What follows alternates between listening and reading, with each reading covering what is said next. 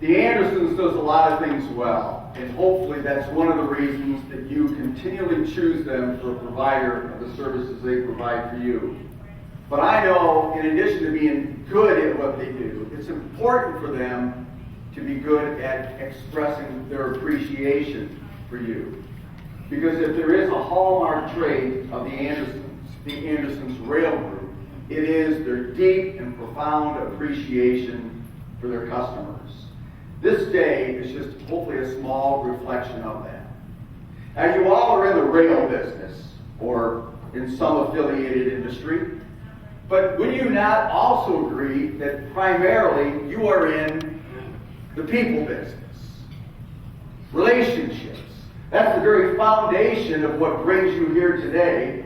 And relationships, the quality of those relationships, are predicated on communication. Good communication.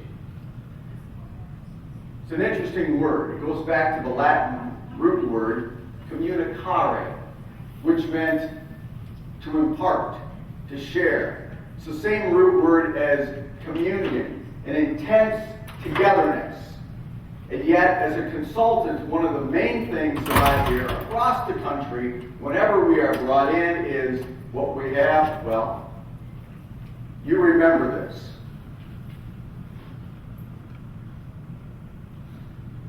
A classic movie with Paul Newman, Brother Martin, George Kennedy.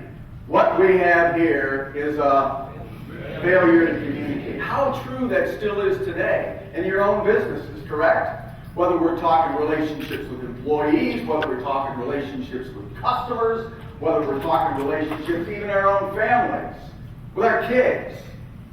I need a classic example of miscommunication. I remember when our little daughter was coming from preschool and just first learning how to interact and communicate on the playground, and she'd bring home these cute little stories. So I thought, well, I'll send one back with her. She'd tell me these cute little jokes. So I said, Callie Rose, did you hear the one about the dirty window? She said, no, Dad. I said, you couldn't see through it anyway. Talk about a miscommunication. So what happens? She goes back to school. She goes to the principal, Sister Margaret Mary. She said, Sister, did you hear the one about the window you couldn't see through? Sister said, no. She said, well, my daddy said it's too dirty to tell you anyway. So even with kids, we have a problem with communication. But that icon, that picture, I think is a trait. What we have here is a failure to communicate. In our short time together this morning, hopefully we can leave you with some new insights about how to be a better communicator and also the pitfalls to communicating more effectively. I'm going to test you on this because several years ago I used this once before. Please, read it aloud together. Go.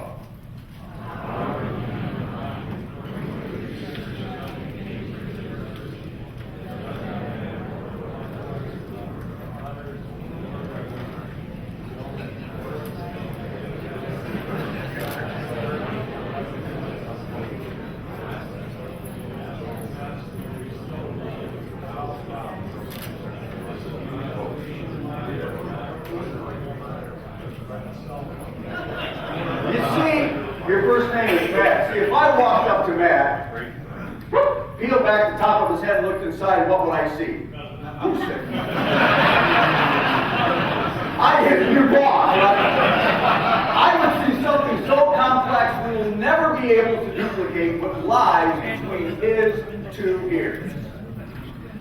The mind is an amazing thing. It begins working the moment you are born, and right up until the time you get up and stand to speak. How many of you have ever sat down after giving any kind of talk and immediately you are immersed in what you didn't say and wanted to? Or, boy, I can't believe I said that. It just came out. Innately, we are not very good communicators. It is a skill that we have to learn. Please, read the top row of colors, left to right, aloud, together, with a little bit of enthusiasm. Go. Purple, yellow, red, blue.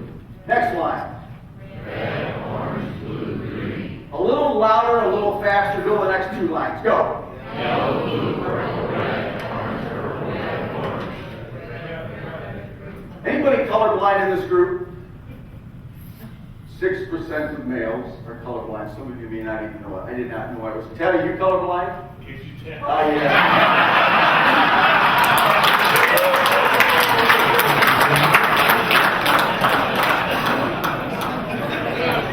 Beautiful.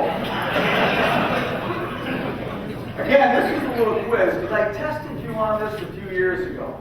Now, this time, I want you just to say the color of the first word. Ready? Red. Next word. Purple. Next word. Blue. Last word. Yellow. Now, go to the second, third, and fourth lines.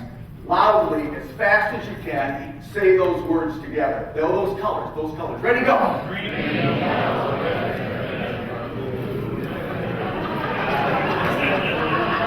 What happened? You see, you've heard of the left brain, right brain, no brain phenomenon. Okay? That's what we were just working right there. We were trying to find that pathway that goes from the left to the right, where you were engaged in logic and emotion, and we had a little bit of a meltdown. The reason I show this is because it is a skill. If we practiced, you would be able to bark out those colors as clearly as you would be the words. But you haven't been taught to do that. You haven't practiced it. So it is with good communication. There is a skill to it, and we're going to work on that today. You know, it's amazing how much parachute and parachutes sound alike over the roar of an airplane engine. How many of you ever experienced a listening problem? Absolutely. In fact, I'm convinced that when you're talking with someone, if they are quiet, it's because they know they get to talk next. So listening, which is the power half of communication, is really the skill that makes and defines the good salesperson, the good leader, the good team member, anything. And yet it's the one that we struggle with the most. If there is one skill that separates the successful from the non-successful leader or salesperson, it is listening. I would suggest that the basis of your relationship with the Andersons, and any of you who have relationships with each other in business, is integrity. Now you think about that quality, that trait, that characteristic that many companies in their corporate speak stick in their mission statement or vision statement. How many of you have seen integrity in somebody's mission statement? Right? Now that's important. I'm not knocking it because it's a very foundational word for the Andersons. But don't forget, Enron had it in their mission statement too. So it can ring really hollow. And yet it is integrity. It's truthfulness that is the basis for leadership, followership, loyalty, and customer rapport. It's about the truth. And I refer back to communication, that root word, which really is inherent with communicating truth. You remember that movie, Jack Nicholson, Tom Cruise, A Few Good Men, that intense courtroom scene where Nicholson is getting grilled by Cruise and he barks out. He said, "What do you want?" He says, "I want the truth." And Nicholson says, you remember that. That was such an intense scene. You see, I think people not only can, but want the truth. They can handle it. That's your job. It's all of our jobs, truly, as being good communicators, to communicate the truth. But do you remember what Nicholson said right after he said that? Right after he said you can't handle the truth? Do you remember that? Son, we live in a world that has walls. Those walls have to be guarded by men with guns. Who's going to do it? You, Lieutenant Weinberg. I have a greater responsibility than you can possibly fathom. You weep for Santiago. You curse the Marines. You have that luxury. You have the luxury of not knowing what I know. That Santiago's death, while tragic, probably saved lives. And my existence, while grotesque and incomprehensible to you, saves lives. You don't want the truth because deep down in places you don't talk about at parties, you want me on that wall. You need me on that wall. We use words like honor, code, and loyalty. We use these words as a backbone to a life spent defending something. You can live with a punchline. I have neither the time nor the inclination to explain myself to a man who rises and sleeps under the blanket of the very freedom I provide, then questions the matter which I provided. I'd rather you just said thank you, or pick up a weapon and stand a post. But either way, I don't give a rip what you think you're entitled to. I get a little carried away. But that is the essence of good communication. To be speaking the truth. Do you realize there are many obstacles to listening and good communication? For instance, most of you have had that experience where you're talking to someone, you turn around and you talk to them for a few moments and you go back and go, what was her name? Right? How many of you have said, I am really good with faces, but I have a hard time with names? Matt, have you ever had anybody walk up to you and go, I know your name, it's your face I forget? No, there's a good reason for that. Number one, Matt's name is merely a word. Matt's face is a picture. And we remember more of what we see than what we hear. So we do listen with our eyes as well as our ears. Also, the average person can speak at about 250 to maybe 350 words a minute.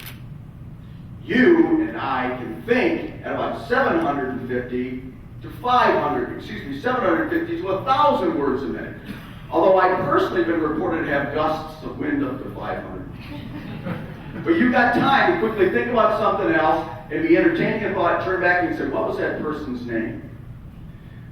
But you know that song that was the theme song for the TV show Cheers. Sometimes you want to go to a place where everybody knows your name. Because that is the sweetest sounding word in the English language. It's something that Rosh has gotten good at. Not because he has a memory technique, but because the customer's name is important. And when something becomes important, you listen for it. The same goes for you. Now, everybody knows what a good listener does. You know, you've got some people in your own life right now who are a good listener. Quickly, think of 3 people, just in your mind. Get 3 people in mind who are good listeners.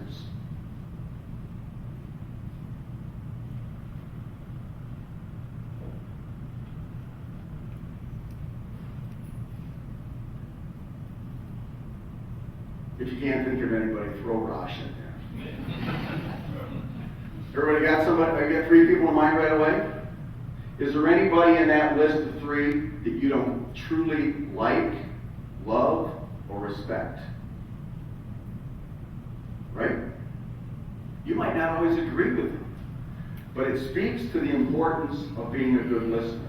Now, real quickly, one more quick little exercise. Just pair off at your tables, get face to face with someone you're sitting next to. You just kind of square your chairs up real quickly and look and face the person. So take your 2 chairs like Scott and Linda here. Just get square like that with somebody real quick.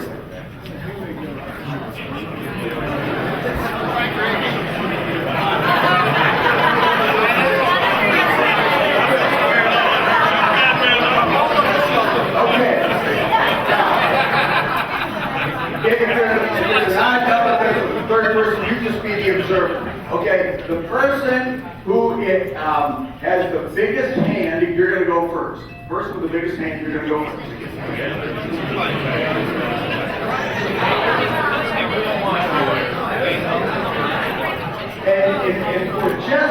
And for about 30 seconds, you are going to be the speaker. You are going to tell the other person something you are passionate about. a hobby, an interest, a political issue, a challenge at work, the Anderson's Rail Group, whatever it is, you're just going to speak for 30 seconds, something you are really passionate about. The person, your partner, is going to exhibit very poor listening skills. Very poor. Now, wait a minute, this comes natural for most of you. Okay? Ready? So get something in your brain, those of you who are going to be speaking, the 30-second exercise. 1, 2, 3, go.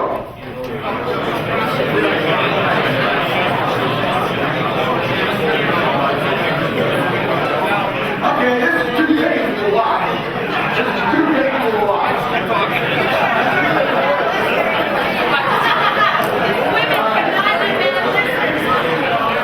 Even this was a quick little exercise. Try, if you will. Nonetheless, those of you who were doing the speaking to someone who was not listening very well, first of all, how did it feel? Great. How did it feel? Normal. Alright?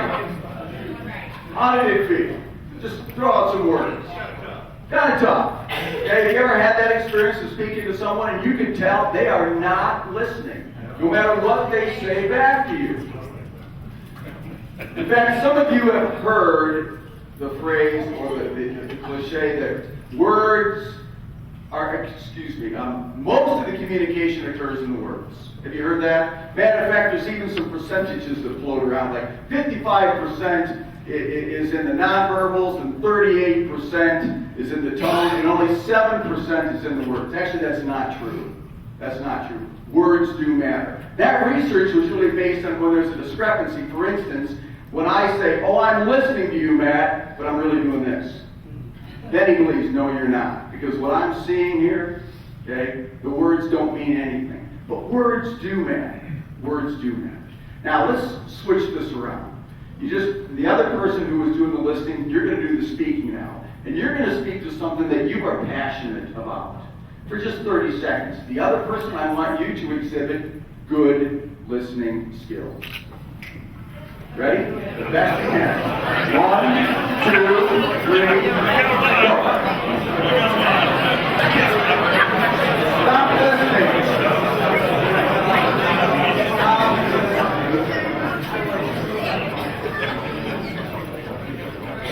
Different dynamic. Just watching it all. I mean, those of you who were doing the speaking, what did you see across the table or across the space there that indicated there was good listening going on? Eye contact. Such a big one, right? Anything else? Maybe they were just being quiet, correct? Do you realize if you take the word listen and make an anagram out of it, like scramble the words back up and try and spell something else, it spells silent. The Chinese character for listening is made up of several symbols. One for the eyes, one for the ears, one for the heart, and one of a leader. Because their understanding, it takes all those things to really listen intently. Most of the good work you do communicating is based on listening. I would suggest that you remain a good customer of the Andersons because they listen to you. But listening isn't the only part of communication, obviously. In fact, after listening, you are now equipped to ask the question. And probably the most influential form, the most persuasive form of communication is the good question. The good question is a game changer. It takes skill to ask a good question. Sometimes kids are really good at it. It is estimated that a child, age 2, asks up to 600 questions a day. Think of that. You know any 2-year-olds? They're told to ask the same question over and over again. The average adult asks about 70 questions a day. I'll never forget one of the most profound questions my son would ask. And he was always so inquisitive, and we would be going into church, and we'd get into church, he'd have all these questions. I said, Danny, you can't talk. No questions, just stop. quiet during church. Unless you have a question about church, they don't take it. So one day we go into church, and I got 7 kids back then, and he's about 4 or 5 kids down, and he's going, "Psst, Dad." I'm just ignoring him. "Dad, shh, Dad." He said, "I got a question." I said, "Is it about church?" He said, "Yeah." "Okay, what is it?" "When is it over?" When you can ask a question, you get some good responses. But how good are we at asking questions? A little exercise I often put groups through is I'll make a statement, then I'll say, "Now respond to my statement without agreeing or disagreeing." And people struggle with that until someone will ask the question. Because it takes trained communication to ask a good question. But that's how you get good information. That's how the Andersons get to know your business, by asking you good questions. Anderson was the CEO of the Dana Corporation back during some very tumultuous times. He was a board member of the Andersons. And Ren is heralded as one of the most influential corporate leaders of the 20th century. It was a prize to have him on the Andersons board. He said the most powerful 4 words that any manager could speak would be to an employee, "What do you think?" Because number one, it was a question that communicated, "I care, I expect something of you, I think you've got something to say," and then it gave him a chance to learn by what someone would say. The Andersons, in many different ways, asks you that question, as you do your customers. What do you think? It's one of the most powerful ways we truly communicate confidence, respect, and appreciation. Ren also was a big one about enthusiasm. And I have this picture of Vince Lombardi up here because I think he was an icon for enthusiasm. My favorite quote from Vince Lombardi: "You'll be fired with enthusiasm, or you will be fired with enthusiasm." Now think for a moment, ladies and gentlemen, how important is your enthusiasm for success in your business? How important is it for the Andersons to exude enthusiasm for their business? We want to be around enthusiastic people. If we need to communicate anything, our enthusiasm speaks loudly. Now, what if on a scale of 1 to 10, you had an enthusiasm scale, 1 low, 10 high? And when you walked into this room this morning, that level of enthusiasm was written on your forehead, right here. 1 low, 10 high. And you saw Raj, and you saw Miriam, and you saw Mike, and you saw Julie, and you saw and Chuck and Wayne, and they all had a 2 right on their forehead. What would you think? Losers, right? But instead, you didn't see a 2. You didn't see any number. But what you did see is a face that probably was smiling. And there was a degree of enthusiasm there, communicating, expressing their interest and their passion for this day and their appreciation for you. You do that well yourself. It comes natural after a while, but your parents and your family and your teachers work that on you early on, how to express enthusiasm and appreciation. Now, I want you to turn to the person next to you, right at your table, and just show them a look on your face if it truly were a 2 for your level of enthusiasm for being here today. Show them what a 2 would look like.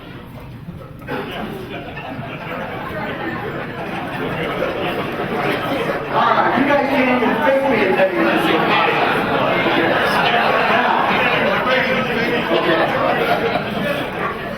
Now, here's what I want you to do. Just real quickly, and your partners again, you stay right where you are, just make eye contact. The person who spoke first, last time you were the speaker, you are going to go from a 2 up to a 10. And your partner that did the listening, when you reach a 10, you got to hold it for 2 seconds, then they will let you know that you are there with applause. They will applaud you, but you don't get to stop smiling until you hit a 10 and hold it for 2 seconds. Ready? Go.